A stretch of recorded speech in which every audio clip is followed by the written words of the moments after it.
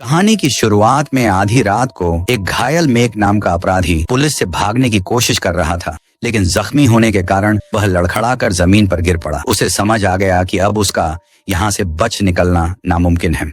वह हंसने लगता है मानो हार मान चुका हो। तभी उसकी नजर एक रहस्यमयी खून से सनी आकृति पर पड़ती है। वह नकाबपोश व्यक्ति उससे कहता है कि वह उसे बचा सकता है, बस एक शर्त पर कि वह उसके हर आदेश का पालन करेगा। अपराधी झिझकता है, लेकिन फिर वह प्रस्ताव मान लेता है। जैसे ही वह उस रहस्यमयी शख्स के पास जाता है, वह कोई काला जादू करता है जिससे अपराधी दर्द से चीखने लगता है। कुछ मिनट बाद जब पुलिस वहां पहुंचती है तो उस आदमी की जगह उन्हें दीवार में बना हुआ एक अजीब अलौकिक छेद मिलता है, जैसे किसी और दुनिया में खुलता हो। अगले दिन एक भिक्षु चैन को एक डरावना सपना आता है। वह देखता है कि राक्षसी प्राणी अंडरवर्ल्ड से निकलकर शहर में तबाही मचा रहे हैं और सैकड़ों निर्दोष लोग मारे जा रहे हैं। उसे यकीन हो जाता है कि एक प्राचीन बुराई फिर से जमीन पर लौट रही है। वह इसे रोकने के लिए यात्रा पर निकलना चाहता है, लेकिन उसका गुरु उसे रोकता है। गुरु उसे याद दिलाता है कि विचिन्न नाम का वह नेक्रोमसर वर्षों पहले मारा जा चुका है और अब कोई खतरा नहीं है। चैन अपने गुरु को बताता है कि विचिन्न और कोई नहीं बल्कि उसका पिता था, और अगर उसका सपना सच निकला तो उसे तुरंत बैंकॉक एयरपोर्ट जाना होगा, जहां सब शुरू होने वाला है। इसी बीच जेक नाम का एक व्यक्ति अपने परिवार के साथ छुट्टियां मनाने बैंकॉक आता है। सभी बेहद उत्साहित हैं। घूमते हुए वे एक बाजार में रुकते हैं, लेकिन जल्द ही उन्हें पता चलता है कि उनकी बेटी लू कहीं खो गई है। वे घबरा जाते हैं और उसे ढूंढते हुए इधर उधर दौड़ते हैं। जेक एक पुल की तरफ भागता है और देखता है कि लू नदी के पार तितलियों के साथ खेल रही है। वह तुरंत अपनी पत्नी को बुलाता है और दोनों उस दिशा में दौड़ते हैं। वहीं पास में चैन खड़ा होता है, जो लू की मदद करता है। जेक और उसकी पत्नी चैन को धन्यवाद कहते हैं। चैन उन्हें बताता है कि उनकी यह मुलाकात पहले से तय थी। वह कहता है कि जेक कोई आम इंसान नहीं बल्कि द्वारों का रक्षक है और उसे जल्द ही बहुत बड़ी परीक्षाओं का सामना करना होगा। जेक को कुछ समझ नहीं आता और वह सोचता है कि शायद चैन उसे किसी और से भ्रमित कर रहा है। वह चैन को धन्यवाद देकर चला जाता है। बाद में जेक का परिवार मॉल में मिठाइयां खरीदता है। वहीं लू अपनी माँ के साथ वॉशरूम जाती है। उसी वक्त मॉल में वही अपराधी दाखिल होता है जिसे विचर्ण ने बचाया था। इस बार वह एक बंदूक लिए हुए हैं और जैसे ही वह अपराधी मॉल में दाखिल होता है, वह चलते चलते एक व्यक्ति से टकरा जाता है। वह आदमी माफी मांगता है और आगे बढ़ जाता है, लेकिन पीछे से अपराधी अचानक उसकी पीठ में गोली मार देता है, जिससे उसकी मौके पर ही मौत हो जाती है। चारों ओर चीख पुकार मच जाती है। लोग डर के मारे भागने लगते हैं। जल्द ही वह अपराधी मॉल के गलियारों में अंधाधुंध गोलियां चलाने लगता है। ग्राहकों और कर्मचारियों को बेरहमी से मारता हुआ एक अराजक माहौल पैदा कर देता है। उधर जेक अपनी पत्नी और बेटी को फिर से ढूंढने के लिए दौड़ता है। प्रिंग उससे कहती है कि वह उनके साथ बाथरूम में छिप जाए, लेकिन जेक मना कर देता है और उसे अपनी बेटी के साथ सुरक्षित रहने को कहता है। फिर प्रिंग लू को लेकर छिपने के लिए भाग जाती है, जबकि जेक अकेले बंदूकधारी की ओर बढ़ता है। इसी दौरान पुलिस के कई वाहन मॉल को घेर लेते हैं और अधिकारी धीरे धीरे अंदर घुसना शुरू करते हैं। जेक सतर्कता से अपराधी की जगह की ओर बढ़ता है और जैसे ही उसे यकीन होता है कि बाकी लोग सुरक्षित हैं, वह जमीन पर पड़े एक घायल गार्ड की बंदूक उठाता है। जैसे ही उसे लगता है कि अपराधी ध्यान नहीं दे रहा है, वह उसे ललकारता है कि हथियार डाल दे, लेकिन अपराधी जेक के अमेरिकी लहजे को सुनकर उसका मजाक उड़ाने लगता है। एक पल ऐसा आता है जब वह अपराधी एक महिला को देखता है जो छिपकर अपने फोन से मदद के लिए कॉल करने की कोशिश कर रही होती है। जेक उसे चुप रहने का इशारा करता है, लेकिन वह नहीं सुनती और अपराधी उसे भी मार डालता है। समय बीतने के साथ साथ मॉल के बाहर कई स्पेशल फोर्सेस तैनात हो जाती हैं और हमले की तैयारी शुरू हो जाती है। अधिकारी महसूस करते हैं कि अपराधी एक गुड़िया को घूरने में उलझा हुआ है, जिसे उसने अपने किसी पीड़ित से लिया था। जेक उस मौके का फायदा उठाकर गोली चलाता है, लेकिन संघर्ष में घायल हो जाता है। पुलिस जब अंदर पहुंचती है तो एक जख्मी मगर जिंदा जेक को पाती है। अपराधी अपनी आखिरी सांसों में खुलासा करता है कि जेक कोई आम इंसान नहीं बल्कि संरक्षक है। वह बताता है कि मॉल की छत पर एक विशाल राक्षसी खोपड़ी उभर आई है, जो कई ज्वलनशील मिसाइलें छोड़ रही है, जिनसे पूरा शहर खतरे में है। उधर प्रिंग यह देखती है कि अगर वे मॉल में रहे तो सब खत्म हो जाएगा, इसलिए वह लू को लेकर बाहर भागती है ताकि अधिकारी उन्हें बचा सकें। लेकिन जैसे ही वह बाहर पहुंचती है, उसे दिखाई देता है कि शहर भर के लोग पागल हो चुके हैं और एक दूसरे पर हमला कर रहे हैं। हालात और भी भयानक हो चुके हैं। यह देखकर प्रिंग घबरा जाती है और लू को वापस मॉल के अंदर ले जाती है। अंदर छिपने की कोशिश में वे एक आदमी को देखते हैं जो किसी का सिर मेज पर पटक रहा होता है। प्रिंग और लू चुपचाप वहां से गुजरने की कोशिश करते हैं, लेकिन इससे पहले कि वे बाहर निकल पाती, प्रिंग एक पागल शख्स के अचानक हमले से चौंक जाती है जो उसे जमीन पर गिरा देता है और वह एक पुतले की बाह को उठाकर हथियार की तरह इस्तेमाल करती है। सामने आए सभी हमलावरों को पछाड़ने के बाद वह अपनी बेटी लू को सुरक्षित बचा लेती है। माँ बेटी मॉल के दूसरी तरफ की ओर भागती है।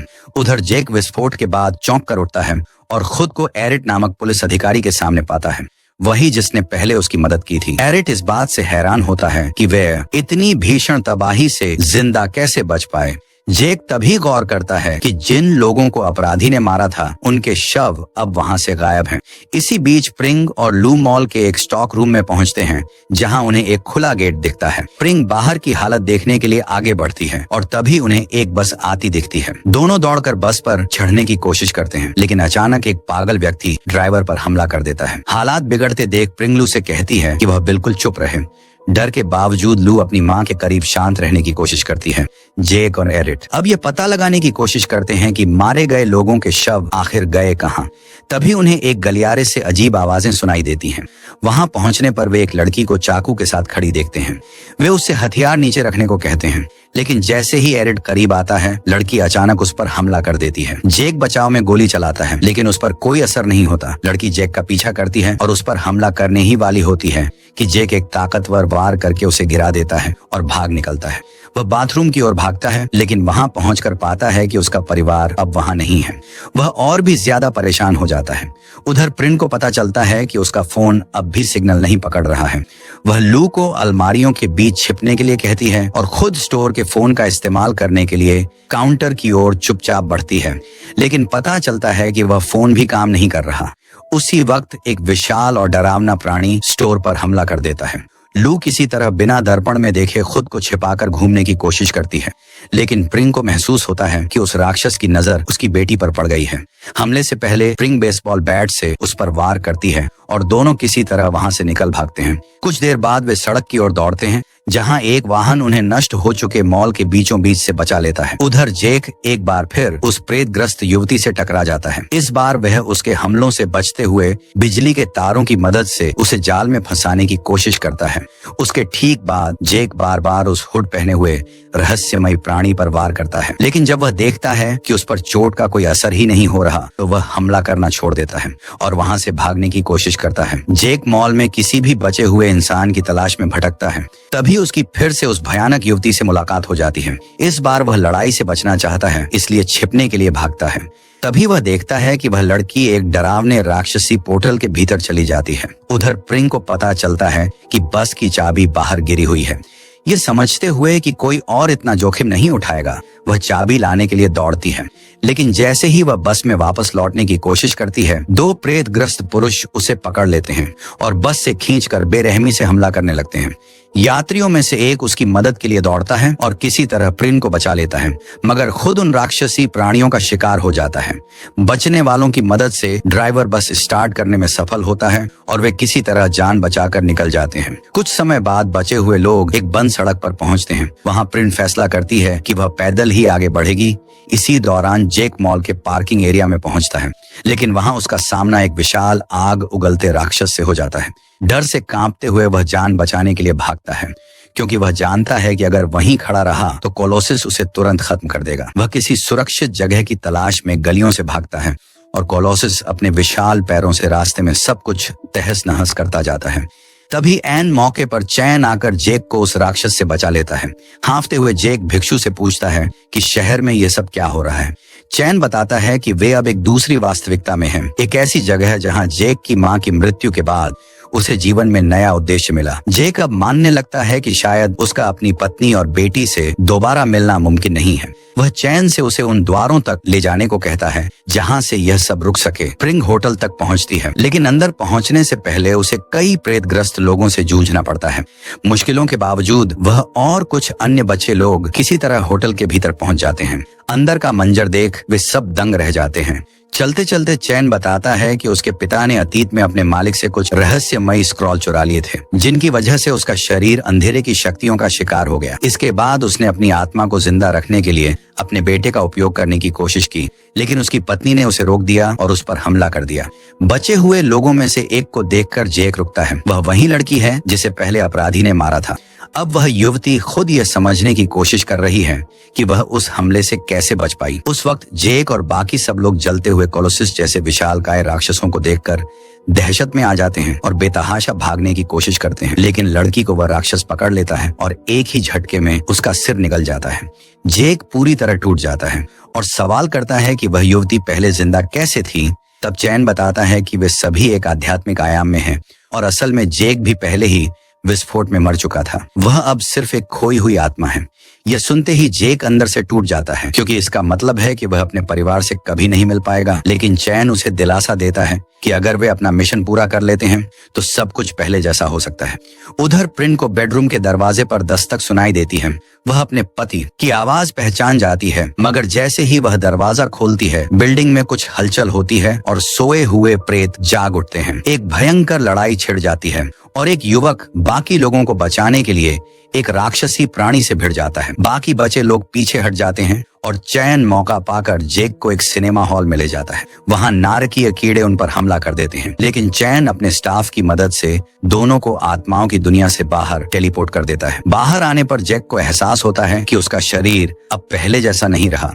चैन बताता है कि वह उसका असली शरीर नहीं खोज पाया, इसलिए उसे किसी और की लाश का उपयोग करना पड़ा ताकि वह यात्रा जारी रख सके। वह जेक को 2 जादुई हथियार देता है जो इन राक्षसी प्राणियों को खत्म करने में सक्षम है। अब जेक पूछता है कि वे होटल की ओर क्यों जा रहे हैं। चैन बताता है कि उसका परिवार वहीं है। जैसे ही जेक होटल की लॉबी के पास पहुंचता है, उसे अपनी बेटी की चीख सुनाई देती है और वह उन्हें बचाने दौड़ पड़ता है, मगर उसकी शक्ल बदल चुकी होती है और प्रिंग उसे पहचान नहीं पाती। वह मेघ द्वारा हमला किए जाने से पहले ही नीचे गिरा दिया जाता है। दोनों में भयंकर लड़ाई होती है। जेक गोली चलाने की कोशिश करता है, लेकिन मेघ उसे निहत्थ कर देता है। दोनों पानी में गिर जाते हैं, जहां जेक लगभग मारा जाता है, लेकिन आखिरी समय पर खुद को बचा लेता है। प्रिंग लड़ाई में हस्तक्षेप करती है, तभी मेघ उसे भी बेबस कर देता है और जैसे ही एक पोर्टल खुलता है, वह अपने असली रूप में लौट आता है। वह अपने परिवार को साथ चलने के लिए कहता है, लेकिन प्रिंग इनकार कर देती है। जेकब एक बार फिर चैन के अड्डे पर जागता है, जो उसे बताता है कि उसने अंडरवर्ल्ड के द्वार का स्थान ढूंढ लिया है। दोनों एक विशाल हवेली के केंद्र में पहुंचते हैं, जहां वह द्वार स्थित है। वहां मेघजे जेक के परिवार को एक अनुष्ठान के लिए ले जाता है, जिसे विचिन्न और उसके अनुयायी अंजाम दे रहे होते हैं। लेकिन इससे पहले कि अनुष्ठान पूरा हो पाता, जेक एक नए शरीर में प्रकट होता है और सभी को चौंका देता है। क्रोधित विचिंड अपने अनुयायियों को जेक को खत्म करने का आदेश देता है, लेकिन जेक अपने जादुई खंजरों से सबको एक एक कर मात दे देता है। जब मेघ भागने की कोशिश करता है तो जेक उसे भी दबोच लेता है। दोनों के बीच एक और लड़ाई होती है। नीचे गिर गई बंदूक को उठाकर प्रिंग अनुष्ठान रोकने के लिए विचंड पर फायर करती है, जबकि जेक मेघ को हराने में सफल हो जाता है, मगर तभी उसे पता चलता है कि उसकी पत्नी को आत्माओं की दुनिया में वापस खींच लिया गया है। दूसरी ओर मेघ को एक ज्वलंत कोलोसिस द्वारा पकड़ा जाता है, जो हवेली की छत तोड़कर उसे अपने हाथों से चीर देता है। फिर चैन जेक के दुश्मन को पीछे से वार करने का मौका देता है। जीत के बाद भी विचंड कहता है कि नरक के द्वार को बंद करने का एकमात्र तरीका है कि कोई उसमें दाखिल हो। इसका मतलब है कि जेक को खुद को उसमें कैद करना होगा। ये सुनकर जेक उदास हो जाता है, लेकिन चैन उसे समझाता है कि और कोई रास्ता नहीं है। अपने परिवार से आखिरी बार मिलकर जेक विदाई लेता है। प्रिंग उसे रोकने की कोशिश करती है, लेकिन जेक उसे समझाता है कि उसे जाना ही होगा ताकि दुनिया को बचाया जा सके। वह तैयार होकर द्वार की ओर बढ़ता है और जैसे ही उसमें प्रवेश करता है, कुछ ही पलों में भस्म हो जाता है। इससे अंधेरे की लपटें हमेशा के लिए धरती से खत्म हो जाती हैं। चैन शांत मन से महसूस करता है कि भविष्यवाणी पूरी हो चुकी है, लेकिन उसे यह अंदाजा नहीं होता कि नेक्रोमांसरों में से एक अभी जिंदा है और वह बहुत जल्द एक नया नरकीय सर्वनाश शुरू करने वाला है।